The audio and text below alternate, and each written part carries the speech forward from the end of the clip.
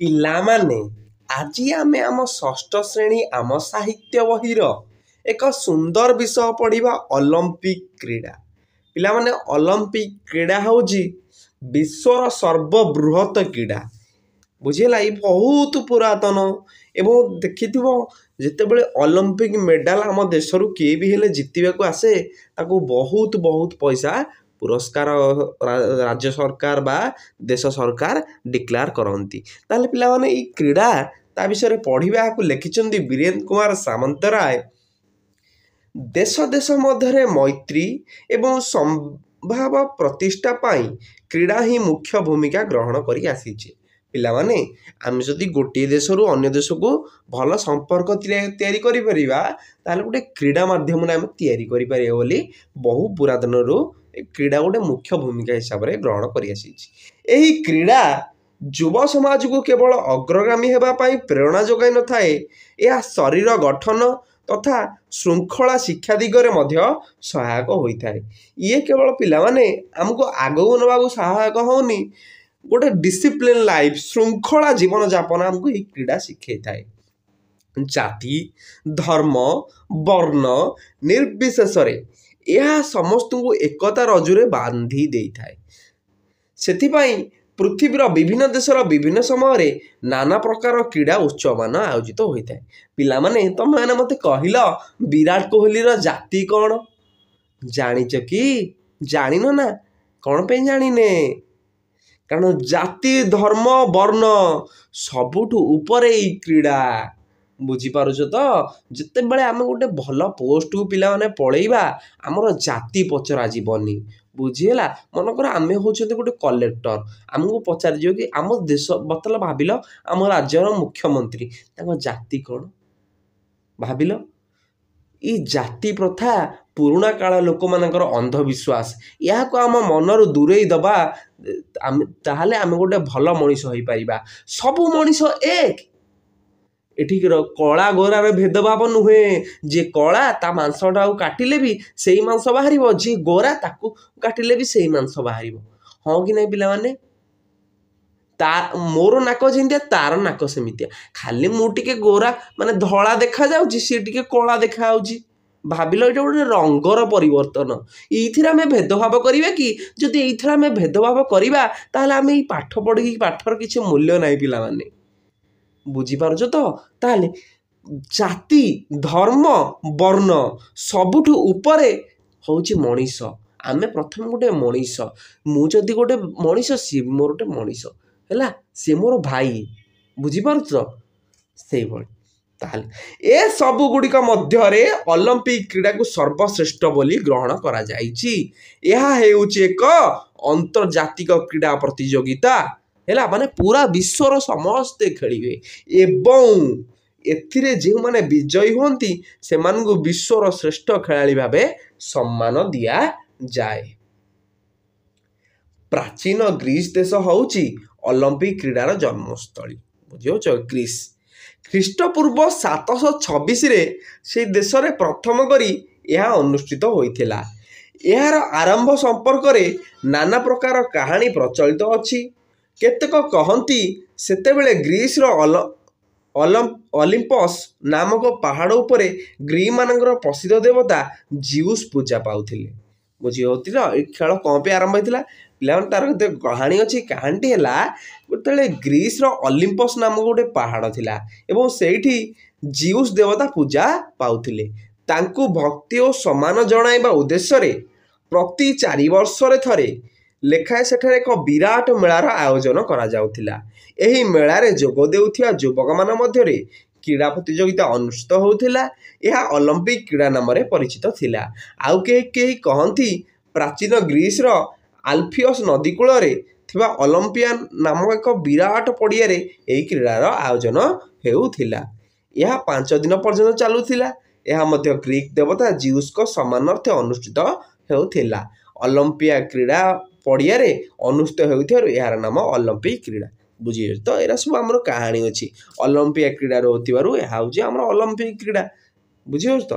ପ୍ରାଚୀନ ଗ୍ରୀସ୍ର ଅଧିବାସୀମାନେ ଥିଲେ ଅତ୍ୟନ୍ତ କ୍ରୀଡ଼ା ପ୍ରିୟ। ସେମାନେ ଉତ୍ତମ ସ୍ୱାସ୍ଥ୍ୟ ଏବଂ ଶରୀର ଗଠନ ଉପରେ ଅଧିକ ଗୁରୁତ୍ୱ ଦେଉଥିଲେ। ସେମାନେ ବିଶ୍ୱାସ କରୁଥିଲେ ଯେ କ୍ରୀଡ଼ା କସରତ ସମୟରେ ଶରୀରରୁ ଯେଉଁ ଝାଳ ନିର୍ଗତ ହୁଏ ସେଥିରେ ଶରୀରରୁ ସବୁ ଆବର୍ଜନା ବାହାରିଯାଏ ଏବଂ ତାହା ଦ୍ୱାରା ଦେହ ନିର୍ମଳ ହୁଏ। ବୁଝିଲେ ତ ପିଲାମାନେ, ଆମେ କାହିଁକି ଖେଳିବା ଉଚିତ? ଖେଳିବା ଦ୍ୱାରା ଆମେ ଯେତେବେଳେ ଦୌଡ଼ୁଛେ ସେତେବେଳେ ଆମ ଶରୀରରୁ ଯେଉଁ ଆବର୍ଜନା ବା ଶରୀରରୁ ଯେଉଁ ଝାଳ ବାହାରୁଛି ତାହା ଦ୍ୱାରା ଆମ ଦେହ କ'ଣ ହେଇଯାଉଛି? ନିର୍ମଳ ହେଇଯାଉଛି, ପରିଷ୍କାର ହେଇଯାଉଛି। ଅଲିମ୍ପିକ କ୍ରୀଡ଼ାକୁ ସେମାନେ ଏକ ପବିତ୍ର ଉତ୍ସବ ରୂପେ ଗଣନା କରୁଥିଲେ। ଯେଉଁ ବର୍ଷ ଏହି କ୍ରୀଡ଼ା ଅନୁଷ୍ଠିତ ହେଉଥିଲା 4 ବର୍ଷକୁ ଥରେ ହେଲା, ବୁଝିହେଲା, ସେ ବର୍ଷକୁ ଲୋକେ ଶାନ୍ତିର ବର୍ଷ ରୂପେ ପାଳନ କରୁଥିଲେ। ଏପରିକି ଗ୍ରୀସର ରାଜାମାନେ ନିଜ ନିଜ ମଧ୍ୟରେ ଚାଲିଥିବା ଯୁଦ୍ଧ ବନ୍ଦ ମଧ୍ୟ କରିଦେଉଥିଲେ। କେହି ଜଣେ ଅଲିମ୍ପିକ ଉତ୍ସବ ଯାଉଛି ବୋଲି କହିଲେ ବାଟରେ କେହି ତାର ପ୍ରତିରୋଧ କରୁନଥିଲେ। ଅଲିମ୍ପିକ କ୍ରୀଡ଼ାର ଯେଉଁମାନେ ବିଜୟୀ ହେଉଥିଲେ ପୁରସ୍କାର ସ୍ୱରୂପ ତାଙ୍କ ମୁଣ୍ଡରେ ଅଲିଭ୍ ଡାଳର ଏକ ମୁକୁଟ ପିନ୍ଧାଇ ଦିଆଯାଉଥିଲା। ଅଲିଭ୍ ଡାଳକୁ ସେ ଦେଶରେ ଲୋକେ ଅତ୍ୟନ୍ତ ପବିତ୍ର ତଥା ଶାନ୍ତିର ପ୍ରତୀକ ଭାବେ ବିବେଚନା କରିଥାନ୍ତି। ବୁଝିହେଲା ତ ପିଲାମାନେ, ଯଦି ତମେ ଖେଳ ଦେଖି ଯାଉଛ ସେଇ ଖେଳ ତମକୁ କେହି ବାଟରେ ରଖିବେନି। ରାଜାଙ୍କ ମନରେ ଯଦି ଯୁଦ୍ଧ ଚାଲିଛି ଯୁଦ୍ଧ ବି ରାଜାମାନେ ବନ୍ଦ କରିଦେବେ, କାରଣ ଇଏ ହେଉଛି ଗୋଟେ ପବିତ୍ରର ଖେଳ। ବୁଝି ହେଉଛି ତ? ଏବଂ ଯିଏ ଜିତିଲା ସେ ଗୋଟେ ଅଲିଭ ଡାଳର ମୁକୁଟ ପିନ୍ଧା ହେଇଯାଉଛି, କାରଣ ଅଲିଭ ଡାଳକୁ ସେ ଦେଶର ଲୋକମାନେ ଭାବନ୍ତି ଶାନ୍ତିର ପ୍ରତୀକ। ଅଲିମ୍ପିକ କ୍ରୀଡ଼ା ଖ୍ରୀଷ୍ଟପୂର୍ବ 776ରୁ ଆରମ୍ଭ ହୋଇ ଖ୍ରୀଷ୍ଟାବ୍ଦ 393 ପର୍ଯ୍ୟନ୍ତ ପ୍ରତି 4 ବର୍ଷରେ ଥରେ ଲେଖାଏଁ ନିୟମିତ ଅନୁଷ୍ଠିତ ହେଉଥିଲା। ପ୍ରତିଯୋଗିତାର ବହୁତ ଲୋକ ଏକତ୍ର ହେଉଥିବାରୁ ନିଜ ଶାସନ ପ୍ରତି ବିପଦ ଆଶଙ୍କା କରି ତତ୍କାଳୀନ ସମ୍ରାଟ ଥିଓଡୋରସ୍ 394 ଖ୍ରୀଷ୍ଟାବ୍ଦରୁ ଏହାକୁ ବନ୍ଦ କରି ଦେଇଥିଲେ। ବୁଝିହେଲା? ବହୁତ ଲୋକ ଯେତେବେଳେ ଜମାଟ ହେଲେ ହେଲା, ଶାସକ କ'ଣ ଭାବିଲେ, ମୁଁ ରାଜ୍ୟପତି ମୋ ଦେଶପତି ବିପଦ ହେଇଯିବ ହେଲା, ତେଣୁ ସେ ବନ୍ଦ କରିଦେଲେ 394 ଖ୍ରୀଷ୍ଟାବ୍ଦରୁ। ଏହାର ପ୍ରାୟ 1500 ବର୍ଷ ପରେ ଫ୍ରାନ୍ସର ଜଣେ କ୍ରୀଡ଼ାପ୍ରେମୀ ଏହାର ପୁନଃ ପ୍ରତିଷ୍ଠା ପାଇଁ ଉଦ୍ୟମ କରିଥିଲେ। ତାଙ୍କ ନାମ ହେଉଛି ବାରେନ୍ ପିୟେ ଦା କୋବର୍ତ୍ତା। 14ଟି ଦେଶର ମୋଟ 241 ଜଣ ଖେଳାଳିଙ୍କୁ ନେଇ 1896 ମସିହା ଏପ୍ରିଲ 6 ତାରିଖ ଦିନ ଗ୍ରୀସ ଦେଶର ଏଥେନ୍ସ ନଗରୀରେ ସେ ପୁଣି ଥରେ ଅଲିମ୍ପିକ କ୍ରୀଡ଼ାର ଆୟୋଜନ କରିଥିଲେ। ବୁଝିଲା? ପୁଣି ଥରେ ଅଲିମ୍ପିକ କ୍ରୀଡ଼ାର ଆୟୋଜନ ହେଲା ଫ୍ରାନ୍ସ ଦେଶରେ।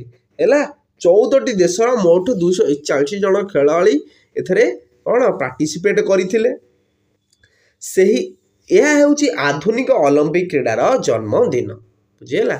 1896 ମସିହା ଏପ୍ରିଲ 6 ତାରିଖ ଆଧୁନିକ ଅଲିମ୍ପିକ କ୍ରୀଡ଼ାର ଜନ୍ମଦିନ। ସେହି ଦିନଠାରୁ ଏହା ପ୍ରତି 4 ବର୍ଷରେ ଥରେ ଲେଖାଏଁ ପୃଥିବୀର ବିଭିନ୍ନ ଦେଶରେ ଅନୁଷ୍ଠିତ ହେଉଛି। କ୍ରୀଡ଼ାରେ ଭାଗ ନେଉଥିବା ଦେଶ ଏବଂ ଖେଳାଳିମାନଙ୍କ ସଂଖ୍ୟା ପ୍ରତିଥର ବୃଦ୍ଧି ପାଉଛି। ଗତ 2008 ମସିହାରେ ଚୀନର ବେଜିଂଠାରେ ଅନୁଷ୍ଠିତ ହେଉଥିବା କ୍ରୀଡ଼ା ଉତ୍ସବରେ ଛୋଟ ବଡ଼ ମୋଟ 205ଟି ଦେଶର 10,500 ଖେଳାଳି ଭାଗ ନେଇଥିଲେ। ଅଲିମ୍ପିକ କ୍ରୀଡ଼ାର ପରିଚାଳନା ପାଇଁ ଅନ୍ତର୍ଜାତୀୟ ଅଲିମ୍ପିକ କମିଟି ନାମରେ ଗୋଟିଏ ଅନୁଷ୍ଠାନ ମଧ୍ୟ ରହିଛି। ସୁଇଜରଲ୍ୟାଣ୍ଡର ଲୁସେନ୍ ସହରରେ ଏହାର ମୁଖ୍ୟ କାର୍ଯ୍ୟାଳୟ ଅବସ୍ଥିତ। ବୁଝିହେଲା? ଏଇଟା ପରୀକ୍ଷା ତ ବଡ଼ ହେଲେ ବି କ'ଣ ଇଏ ଆସୁଛି ଏଣ୍ଟ୍ରାନ୍ସ ଏକ୍ଜାମରେ। ସୁଇଜରଲ୍ୟାଣ୍ଡର ଲୁସେନ୍ ସହରରେ ଅଲିମ୍ପିକ କ୍ରୀଡ଼ାର କ'ଣ ମୁଖ୍ୟ କାର୍ଯ୍ୟାଳୟ ରହିଛି। ବିଭିନ୍ନ ଦେଶର ପ୍ରତିନିଧିମାନେ ଏହି କମିଟିରେ ସଭ୍ୟ ଅଛନ୍ତି। ଏହାର ଏକ ନିୟମାବଳୀ ଅଛି ଏବଂ ପ୍ରତ୍ୟେକ ଖେଳ ପାଇଁ କେତେଗୁଡ଼ିଏ ନିର୍ଦ୍ଦିଷ୍ଟ ନିୟମ ଓ ଶୃଙ୍ଖଳା ସ୍ଥିର କରାଯାଇଛି। ସେହି ଶୃଙ୍ଖଳାକୁ ସମସ୍ତେ ମାନିବାକୁ ବାଧ୍ୟ। ଅନ୍ତର୍ଜାତୀୟ ଅଲିମ୍ପିକ କମିଟି ଭଳି ବିଭିନ୍ନ ଦେଶରେ ନିଜ ନିଜର ଗୋଟିଏ ଲେଖାଏଁ ଅଲିମ୍ପିକ କମିଟି ଅଛି। ଏହି କମିଟି ବିଭିନ୍ନ କ୍ରୀଡ଼ା ପାଇଁ ନିଜ ଦେଶରୁ ଖେଳାଳି ନିର୍ବାଚନ କରନ୍ତି। ବୁଝିହେଲା? ଆମର ଏଠି ମଧ୍ୟ କଟକରେ ଅଛି, ଦେଖିବ କଟକ ବାରବାଟୀ ଷ୍ଟାଡିୟମ ପାଖରେ ଆସିବ ଅଲିମ୍ପିକ କମିଟି ପାଇବ। ବୁଝିହେଲା?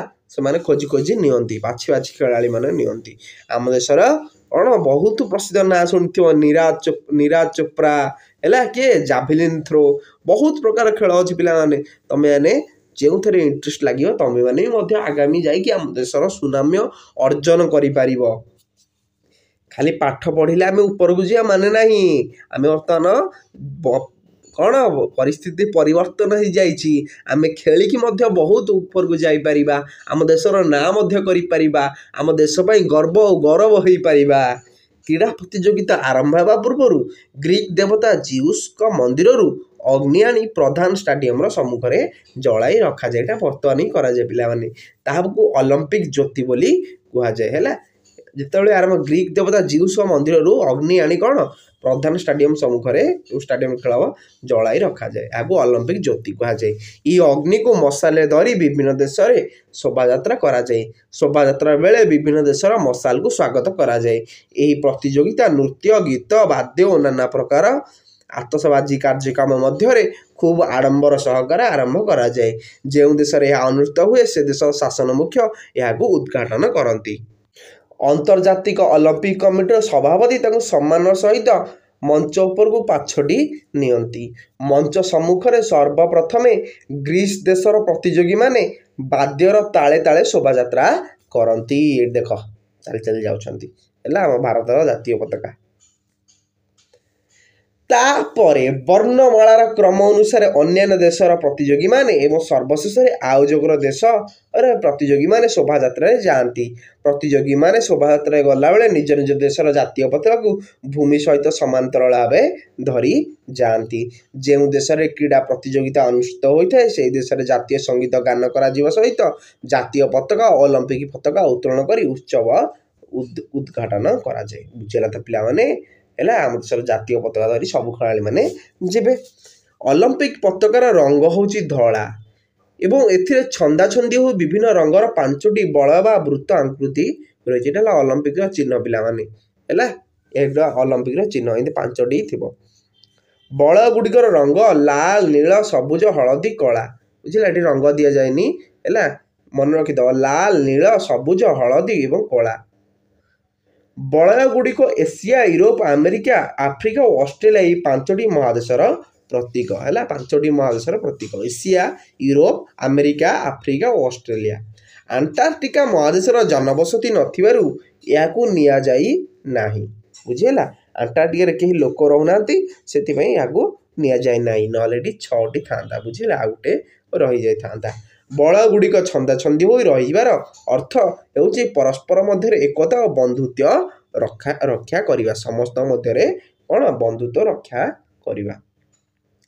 विभिन्न देशरू आसीथिबा खेलाड़ी माने जो शिविर रुहंती ताको ओलंपिक ग्राम बोली कहुए। जो से माने रुहंती ताको ओलंपिक ग्राम कहुए। खेलाड़ी माने देश देश मध्य भातृभाव एवं सुसंपर्क वृद्धि में यह सहायक होता है। 1896 अनुष्ठित प्रथम आधुनिक ओलंपिक क्रीड़ा रे मोट 9टी विषय प्रतियोगिता होता बेले एबे माराथन दौड़ मुष्टियुद्ध और खड़गयुद्ध भारोत्तोलन लक्ष्यभेद हॉकी फुटबॉल टेनिस साइकिल चालना संतरण माने पहरिबा लंबडिया और उच्चडिया इत्यादि 35 प्रकार खेल में प्राय 400 प्रकार प्रतियोगिता अनुष्ठित होता है। 35 प्रकार खेल में 400 प्रकार एवं पिलाने क्रिकेट आड हो जाए बुझेगा तुम्हें यहाँ पर देख बहुदिन पर्यंत ओलंपिक क्रीड़ा रे भाग नेबा को महिला मानू अनुमति दिया जाउ नथिला एबे किंतु बहु संख्यार महिला जोगदे निजर कृतित्व प्रदर्शन करुछंती। 2000 मसीहा ऑस्ट्रेलिया सिडनी ठारे अनुष्ठित ओलंपिक क्रीड़ा रे भारतर जड़े महिला क्रीड़ाविद करनाम मालेश्वरी भारोत्तोलन ब्रोंज पदक लाभ करथिले करनाम कौन मालेश्वरी है 2000 मसीहा ऑस्ट्रेलिया सिडनी ठारे आयोजित ओलंपिक से ब्रोंज है प्रथम गोल्ड तापर सिल्वर तापर ब्रोंज माने तृतीय स्थान रे से थिले बुझेला तो पिलाने। विजय खेला प्रथमे आम कहली स्वर्ण पदक गोल्ड द्वितीय पाइबे रौप्य पदक सिल्वर तापरे ब्रोंज पदक प्रदान करा जाए। विजयी माने पदक नेबा बेले से देशर जातीय पताका उत्तोलन करा जाए जातीय संगीत गान करा जाए है से पोडियम उपर ठिया हुअंती फर्स्ट सेकंड थर्ड करिकी एवं जातीय संगीत गान मध्य करा जाए। आम देशर जे जितिबो जातीय संगीत गान करा जिवो। प्रथम दिन भली शेष दिन मध्य नृत्य गीत वाद्य परिवेषण करा जाय थाए। खेलर शेष दिन सब देशर खेलाड़ी निज निज देशर जातीय पताका धरी गोटे धाड़ी शोभा यात्रा करी पड़िया मध्य को आसंती। ओलंपिक संगीत गान करा जाए ओलंपिक पताका को अवतरण करा जाए। यापर प्रथम दिन जलुवा ओलंपिक ज्योति को लिभाई दे उत्सवर परिसमाप्ति घोषणा करा जाए। आधुनिक ओलंपिक क्रीड़ा प्रतियोगिता रे भारतर नियमित जोगादे आसुची। भारत हॉकी दल रे भारत बहुबार स्वर्ण पदक लाभ करी समग्र विश्व एक स्वतंत्र मर्यादार अधिकारी हो परिछि। हॉकी रे पिला माने आगुरु ଭାରତ ବହୁତ ସ୍ୱର୍ଣ୍ଣ ପଦକ ହାସଲ କରିଛି। ହକି ପାଇଁ ଆମକୁ 8 ଥର ସ୍ୱର୍ଣ୍ଣ ପଦକ, 2 ଥର ରୌପ୍ୟ ପଦକ ଓ ଥରେ ବ୍ରୋଞ୍ଜ ପଦକ ମିଳୁଛି। ବେଜିଂଠାରେ ଅନୁଷ୍ଠିତ ଗତ 2008 ମସିହାର ଅଲିମ୍ପିକ୍ କ୍ରୀଡ଼ାରେ ଭାରତର କ୍ରୀଡ଼ାବିତ୍ ଅଭିନବ ବିନ୍ଦ୍ରା ବନ୍ଧୁକ ଚାଳନାରେ ପ୍ରଥମ ହୋଇ ସ୍ୱର୍ଣ୍ଣ ପଦକ ହାସଲ କରିଛନ୍ତି। ମଧ୍ୟ ଅଭିନବ ବିନ୍ଦ୍ରା ବ୍ୟକ୍ତିଗତ ସ୍ୱର୍ଣ୍ଣ ପଦକ ଲାଭ କରିବାରେ ସେ ହେଉଛନ୍ତି ଭାରତର ପ୍ରଥମ। ଏହା ବ୍ୟତୀତ କୁସ୍ତିରେ ସୁଶୀଲ କୁମାର ଏବଂ ବକ୍ସିଂରେ ବିଜେନ୍ଦ୍ର ସିଂ ପ୍ରତ୍ୟେକ ଗୋଟିଏ ଲେଖାଏଁ ବ୍ରୋଞ୍ଜ ପଦକ ଲାଭ କରିଛନ୍ତି। କେବଳ ପଦକ ଲାଭ ନୁହେଁ, କ୍ରୀଡ଼ାରେ ଅଂଶଗ୍ରହଣ କରି ଉତ୍ତମ କ୍ରୀଡ଼ା ନୈପୁଣ୍ୟ ପ୍ରଦର୍ଶନ କରିବା ହେଉଛି ଏହି ପ୍ରତିଯୋଗିତାର ପ୍ରଧାନ ଉଦ୍ଦେଶ୍ୟ। ପିଲାମାନେ, ତମେମାନେ ବି ଚାହିଁଲେ ଆଗାମୀ 20 ବର୍ଷ ପରେ 50 ବର୍ଷ ପରେ ବୁଝିହେଲା ଏଇ ଖେଳରେ ଏଇଠି ତମ ନାଁଟା ଆସିବ ହେଲା। ଏ ଯେଉଁ ଅଭିନବ ବିନ୍ଦ୍ରା ତାଙ୍କ ନାଁ ଜାଗାରେ ତମ ନାଁ ବି ଆସିବ। ତମେ ବି ଯଦି ଏଥିରେ ଗୋଲ୍ଡ ମେଡାଲ କିମ୍ବା ସିଲଭର ମେଡାଲ କିମ୍ବା ବ୍ରୋଞ୍ଜ ମେଡାଲ ଧରିକି ଆସିବ। ଧନ୍ୟବାଦ ପିଲାମାନେ।